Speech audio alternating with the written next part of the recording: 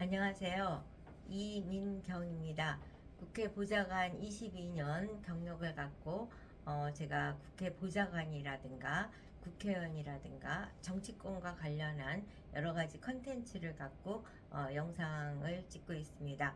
오늘은 국회의원, 정치인, 거물, 높은 지위에 있는 사람의 성공과 실패를 결정하는 주요 변수는 내 주변에 얼마나 좋은 말을 하는 사람이 많냐, 올바른 말을 하는 사람이 많냐가 결국 성공의 성패를 가늠한다라는 말씀을 드리고자 합니다. 제가 이와 같은 주제를 오늘 결정해서 이제 영상을 찍게 된 배경은 최근에 이제 공천이 이제 막바지에 다다르긴 했지만 공천 결과를 갖고 승복하지 않는 그런 정치인들의 뭐라 그럴까, 안타까운 모습들을 보면서 과연 공천에서 탈락됐을 때 어떤 태도를 취하는 것이 바람직한가라는, 물론 이제 몸부림을 쳐서 또 의외의 좋은 결과를 얻는 분들도 계시니까 그분들을 보면서 몸부림이 답이야 뭐 이렇게 생각하시는 분도 계실 수는 있다고 생각을 하는데, 정당 정치 입장에서 과연 공천 결과를 어떻게 받아들이는 것이 바람직한가, 이런 생각을 해보게 됩니다. 그 생각은 제가 이제 1988년에 국회를 들어간 다음에 국회에서 나올 때까지 국회 안에서 바라본, 내가 또 어떤 의원님의 특정한 이제 국회의원을 모시는 보좌관 입장에서 그 의원님의 이익을 대변하기 위해서 일을 할 때와 또 나온 다음에 제3자, 정치적 경력을 가진 사람으로서 바라보는 모습에 또 차이가 많이 있더라고요. 그랬을 때 그때는 이제 의원님에 대한 충성심에 굉장히 주관적 해석을 많이 하고 있고, 정당을 바라보기보다는 모시는 의원님의 관점에서 많이 바라보다 보니까 그때 당연히 해야 될 일들이 지금 정치 경험을 가진 그 제3자의 입장에서 바라봤을 때 해석에는 좀 차이가 있기 때문에, 그게 바로 이제 국민의 시각이 아닐까 하는 생각에서 정치를 꿈꾸고 여의도 1번지에서 성공하고 싶어 하시는 분들에게 조금이라도 도움이 됐으면 하는 입장에서 제가 오늘 영상을 찍게 된 것입니다. 제가 이제 모셨던, 제가 굉장히 존경하고 사랑하는 그런 국회의원님이셨는데요. 이제 1999년까지는 비례대표를 하셨어요. 비례대표를 하시다가 좋은 지역에 이제 공천을 받으셨죠. 어떻게 보면 이제 거기는 공천을 받으면 당선 가능성이 비교적 높다, 이렇게 해석되는 곳에 공천을 받았습니다. 그래서 이제 제가 옳은 얘기를 하는 사람이 있는 게 중요하다는 얘기를 하기 위해서 조금 장황한 몇 가지 얘기를 먼저 나열을 하겠습니다. 그래서 공천을 받아서 갔더니 그 지역에서 이제 시의원으로서 활약을 하고 계시는 어느 시의원께서 이제 보좌관인 저를 만나자고 그래서, 의원님한테 말씀드리지 말고 잠깐 보자, 그래서 이제 갔습니다. 그래서 만났더니 그분께서 의원님이 여기에 왜 공천을 받으셨는지 모르겠다, 여기는 경기도인데 의원님은 호남 분이시고 그래서 이 지역에서는 호남 분이 당선되기도 굉장히 어렵고, 또한 의원님이 인지도도 높지 않기 때문에 지금이라도, 이제 공천 받고 거의 뭐 얼마가 안 됐을 때예요. 지금이라도 공천 반납을 하고 당선 가능성이 높은, 뭐 그때 당시 스타성이 있는 모 의원님을 거명하면서 그 의원님이 공천돼서 오는 것이 당의 이 한석이라도 확보하는 좋은 기회니까, 보좌관이 의원님하고 굉장히 신뢰관계가 깊은 것 같으니 의원님한테 그 말씀을 드려라, 이렇게 얘기하더라고요. 그랬는데 제가 그때 당시에 그 심정을 알겠더라고요. 사람들이 볼 때 저 사람은 안 되는 거 뻔한데 왜 된다고 믿고 저렇게 미친 듯이 열심히 하지? 라는 생각을 제3자 입장에서 해본 경험이 있는데, 그때 제 생각에 이제 그런 당사자 같은 생각을 하게 된 거죠. 지금 기간이 얼마나 남았는데 우리 의원님 같이 능력 있고 인품 좋고 인물도 좋은 사람이면 얼마든지 뒤엎을 수 있어. 우리는 해낼 수 있어. 그래서 사실은 죽기 살기로 열심히 했습니다. 그렇지만 낙선이 된 거죠. 그랬을 때 글쎄 우리 의원님이 공천을 반납하는 것이 이제 바람직한 결정은 아니지만 이 부분에서 제가 말씀드리는 건 제3자가 어떻게 보면 뼈아픈 얘기를 해주는 사람의 얘기를 좀 경청하는 것도 필요했었구나 라는 생각을 이제 하게 되는 거죠. 그래서 그 의원님이 거기에 이제 기왕에 공천을 받으신 거니까 이제 다음번을 서력하기 위해서 지역구 관리를 또 열심히 하셨습니다. 그렇게 열심히 하는 사이에 저는 이제 국회 보좌관으로서 다른 의원님을 이제 4년간 모시게 됐죠. 근데 저는 그때 당시는 여성 보좌관이 국회에 이제 진입하기가 아주 어려운 여건이었기 때문에 항상 여성 국회의원으로서 비례대표이신 분들을 이제 모셨습니다. 그러다 보니까 선거 무렵이 또 4년 후에 됐을 때 제가 존경하는 이제 그 지역구 관리를 열심히 하고 계신 의원님한테 다시 또 돌아가서 이제 선거를 치르려고 열심히 이제 했습니다. 그러니까 선거라는 건 원래 예비 후보 단계가 있고 공천을 받은 다음에 이제 본 선거를 준비하는 이렇게 단계가 있는데 제가 이제 의원님한테 갔을 때 예비 후보 단계죠. 지역구도 4년 동안 정말 눈물 젖은 빵을 드시면서 관리를 했던 터라 저도 이제 제 돈 써가면서 뭐 급여도 안 받고 사실 국회 보좌관 월급만큼을 이제 손해 보면서 다니는 거죠. 거리가 멀어서 기름값 25km를 달려가면서 이제 선거를 준비를 했습니다. 그랬는데 본 공천 당시에 떡하니 거물급 정치인이 낙하산으로 내려오신 거예요. 4년을 지역관리를 갈고 닦은 제가 좋아하는 존경하는 우리 의원님은 아랑곳 없이 그런 거예요. 정말 속상하고 화가 나는 현실이죠. 그럼에도 불구하고 이제 당에서 그렇게 결정을 한 거니까 그랬는데 이제 저희 의원님이 지역구에서 또 열심히 선거운동을 4년 동안 갈고 닦다 보니까 주변에 이제 많은 조언을 해주시는 분들이 생긴 거죠. 그분들께서 위로를 해주면서 무슨 일이 있겠냐? 당신 소복이라도 있고 당 앞에 가서 땡깡을 부려라, 드러넣어라. 얼마 전에 그 모 의원 보지 않았냐? 그러니까 결국 공천 받아서 지금 배지 달아갖고 국회의원 했던 거 아니냐. 당신도 한번 소복 입고 당에 가서 길길이 뛰면서 한번 언론의 주목을 받으라고. 이랬는데 이제 감사하게도 의원님께서 바로 그 결정을 하지 않으시고 저한테 물어보셨습니다. 이민경 부사관 주변에서 나한테 너무 억울하다. 자기네들도 화가 난다. 이런 말을 하면서 나한테 이렇게 소복을 입고 시위를 한번 해보려는데 보좌관 생각은 어때? 이러면서 이제 조심스럽게 질문을 하시는 겁니다. 그래서 제가 의원님이 그렇게 결정을 하신 거라면은 제가 따라서 해드리겠지만 제가 지금 생각할 때는 의원님이 소복을 입고 길길이 뛰고 나뒹굴어도 결론이 바뀌기는 어렵다고 생각하는데 결국은 의원님의 그 추한 모습만 모든 사람에게 각인이 되는 건데 저는 그렇게 권하는 행위는 아니라고 생각이 듭니다. 라고 조언을 드렸습니다. 그랬는데 그럼 한번 생각해 보겠다.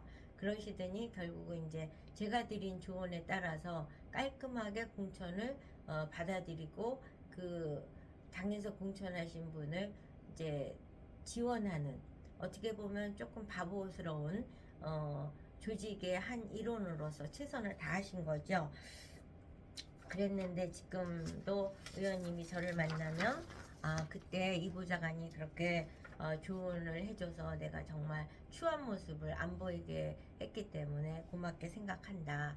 이제 이런 얘기를 하십니다. 그래서 저는 이렇게 공천 결과나 이렇게 정치권에서 뭐 개개인이 뭐 보이지 않는 공간에서 어떤 걸 하는 건 언론의 주목을 받거나 이러지 않기 때문에 이슈도 되지 않으니까 뭐 큰 문제가 될 게 없겠지만 적어도 공인으로서 카메라가 집중될 수 있는 그런 장소에 계시는 분들이 추한 모습을 보이고 이런 걸 봤을 적에는 제가 저 사람 주변에는 어떻게 뼈아픈 조언을 해주는 올바른 사람, 올바른 얘기를 해주는 사람들이 안 계신가?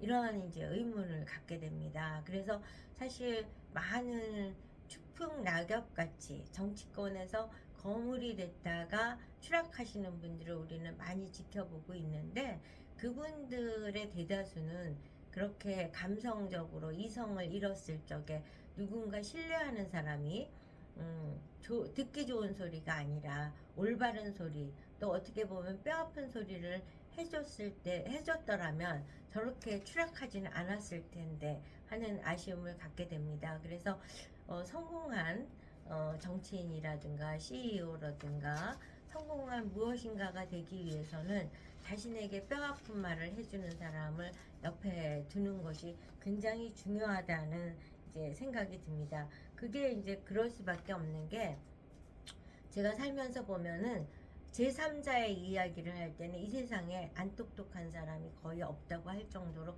다 똑똑하고, 또 뭐 아주 탁월한 능력을 가진 사람의 그 똑똑함은 이루 말할 수가 없죠. 그런데 그렇게 똑똑한 사람임에도 불구하고 자기 문제 앞에서는 바보가 되는 게 인간이라고 생각이 듭니다. 자기 문제 앞에서는 객관적이지 않고 자기중심적이고 무엇이든지 하겠다라는 그런 이제 아주 폭발 직전의 감성 지수가 만땅이 되는 거죠. 그래서 이제 최근에 공천 떨어진 이후에 하는 많은 분들의 행동을 보시면서, 그분들이 공천이 떨어졌을 때 그 억울한 심정은 저는 정치권에서 제가 20여 년 있었던 사람 입장에서 100%, 200%, 300%다 이해합니다. 그렇지만 그 시점에 과연 어떻게 행동하는 것이 가장 바람직한가를 잠시 생각해 보게 된 겁니다. 제가 이제 그 지난 영상에서 국회의원이 욕먹는 이유는 정당 정치가 많이 영향을 미친다. 당론이라는 게 합리적이지 않았을 때, 그럼에도 불구하고 당 눈밖에 나지 않기 위해서 당론을 따르는 모습, 또 당대표나 이제 공천권자의 줄대기 위해서 꼴불견의 모습을 연출하는 거, 이런 모든 것들이 정당 정치가 욕먹는 국회의원을 만드는 요인이 된다. 그렇지만 사실을 제가 정당 정치에 대한 대안을 제시해 드리지는 못했습니다. 그건 계속 고민해야 될 부분이라고 생각이 드는데, 최근에 이제 공천에서 탈락되신 분들의 모습을 보면은, 이제 물론 그 공천권자하고 다른 라인에 있어서 억울하게 탈락되시는 분들도 계시지만, 많은 경우에 또 보면은 이제 그 정당 정치에 영합해서 본인이 다음 정치를 보장받기 위해서 말도 안 되는 거에 박수치고 말도 안 되는 거에 대해서 한마디 더 보태갖고 주장을 해오던 그런 욕먹는 행동을 많이 서슴지 않고 해오시던 분들이 이제 공천에서 탈락이 된 후에는 욕하는 국회의원으로 이제 바뀌는 게 되는 거죠. 욕하는 국회의원 내지는 욕하는 정치인이 되는 거죠. 근데 사실은 조직인으로서는 대의를 위해서 자기 이익이 약간 다소 훼손이 되더라도 침묵을 하고 다음을 기다리는 자세, 조직인으로서 가장 바람직한 태도를 취하는 것이 뭔지를 고민하는 게 굉장히 필요하다라는 것이 바라보는 제3자의 입장에서는 그렇게 해석이 됩니다. 왜냐? 당이 존재하기 때문에 공천받았고, 공천받아서 국회의원이 됐고, 그리고 국회의원 하는 내내 당론을 따르고 당 욕먹는 행동을 고스란히 해놓고 이제는 본인이 공천이 안 됐다고 욕하는 사람이 되는 거는, 저는 우리가 바라보는 국민의 입장에서는 우리가 달면 삼키고 쓰면 뱉는다는 그런 모습의 전형을 보여주는 것이 아닌가. 이와 같이 이제 정당 정치가 욕하는 정치인을 만들고 억울하게 공천 탈락이라는 그 목숨과 같은 기회를 상실하게 만드는 요인이 되는데, 그럼 과연 정당 정치는 왜 존재해야 되는가를 생각을 해봅니다.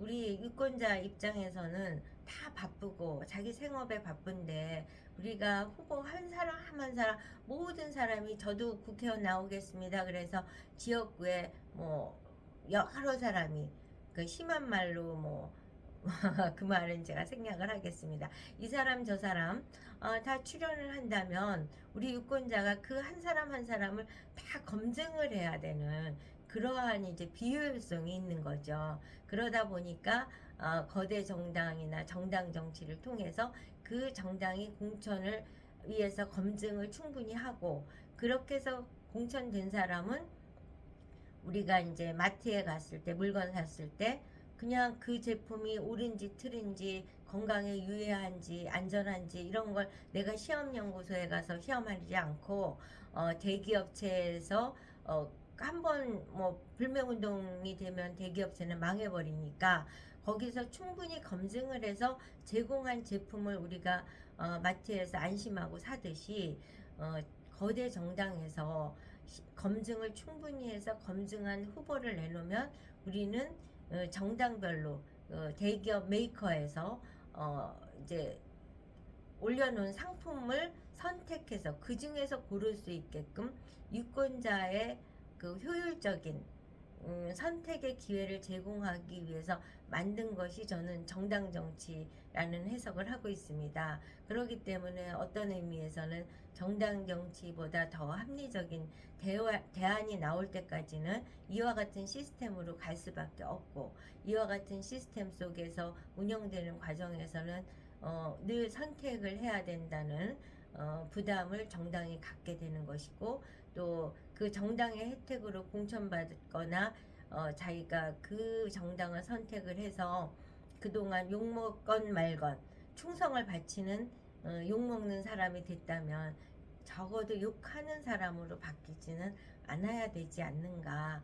그와 같은 거에 대해서 어느 정도 수용하는 자세와 그 다음에 본인이 대안을 찾는 지혜로운 모습이 바람직하다. 저는 이제 제가 오랫동안 국회에서 몸을 담았던 입장에서 이와 같은 해석을 한다는 말씀과 함께 그렇게 추한 추태 제가 우리 의원님의 사례처럼 뭐 한복 입고 나뒹구는 추태까지는 아니더라도 같은 입으로 그동안은 정당에 무비판적인 충성 발언을 했던 같은 입으로 정당에 돌을 던지고 멸망의 길을 가도록 치명적인 욕설을 뭐 하는 그런 그 욕설이라는 게 소위 말하는 욕이 아니더라도 정당에게 치명적인 리스크가 될 수 있는 표현들을 난무하는 그런 발언을 언론에서 마구마구 한다는 거는 정치인으로서 제목으로서 타당한 모습이 아니라고 생각을 하고 그와 같을 때 듣기 좋은 소리를 말하는 사람보다는 올바른 말을 해주는 조언자를 주변에 두고 있는 것은 매우 중요하다고 생각합니다. 제가 최근에 이제 공천에서 탈락되거나 또는 뭐 탈락이 아니라 공천됐다가 여러 가지 그 후보로서의 자질이 부족하다는 이유로 다시 번복된 그런 케이스들을 수용하지 못해서 몸부림치시는 분들을 보면서 유권자의 한 사람 또 정치권에서 22년 동안 몸을 담았던 사람으로서 이 모습보다는 더 바람직한 모습은 있지 않았을까 하는 생각이 들어서 제가 오늘 영상을 찍었습니다. 그래서 우리가 살아감에 있어서는 정치인이든 뭐 한 개인이든 듣기 좋은 소리를 하는 사람보다는 올바른 소리를 해주는 사람을 주변에 두고 있는 것이 굉장히 중요하고 더욱이 국회의원으로서 정치인으로서 오랫동안 성공해서 본인이 생각하는 사회공헌을 꾸준히 하고자 한다면 올바른 소리를 하는 신뢰 관계를 형성된 사람을 주변에 두어야 되고 특히 보좌관과의 관계는 그와 같은 관계가 됐을 때 정치인으로서 박수받는 정치인이 될 수 있다고 저는 생각합니다. 여러분 좋아요, 구독, 알림 잘 부탁드리면서 저 오늘 영상 마치도록 하겠습니다. 다음에 또 좋은 주제로 찾아뵙겠습니다.